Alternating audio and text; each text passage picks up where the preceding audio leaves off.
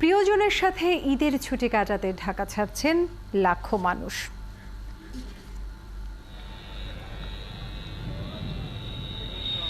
সড়ক ও রেলপথে যাত্রীদের ভিড় থাকলেও সদরঘাট লঞ্চ টার্মিনালের চিত্র একদম উল্টো। যাত্রী বাড়লেও চিরচেনা সেই ভিড়ের দেখা নেই সদরঘাটে। শুক্রবার সন্ধ্যায় রাজধানীর সদরঘাটে ঈদ যাত্রায় এমন চিত্র দেখা যায়। যাত্রীরা বলছে, পরিবার পরিজন নিয়ে ঘাটে এলে সহজেই মিলছে লঞ্চ টিকিট। নিরাপদ, আরামদায়ক ও যানজটমুক্ত যাত্রায় লঞ্চই সেরা বলছেন যাত্রীরা। পদ্মা সেতু দিয়ে দক্ষিণের জেলাগুলোতে বাসের টিকিটের দাম বেশি ছাড়াও যানজটে ভোগান্তি বেড়েছে। তবে লঞ্চ যাত্রায় মাত্র 400 টাকায় বাড়ি ফিরতে পারছেন সাধারণ মানুষ।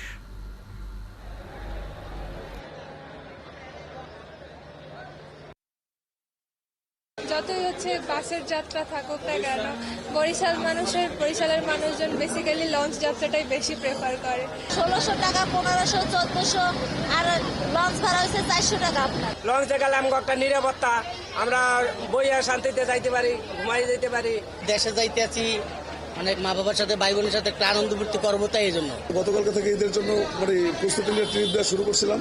কিন্তু গতকালকে স্বাভাবিক যাত্রী ছিল, লঞ্চ ছিল 8টা, আজকে লঞ্চ আরো বেশি আছে, বাট ওরকম যাত্রী এখনো দেখা যাচ্ছে না।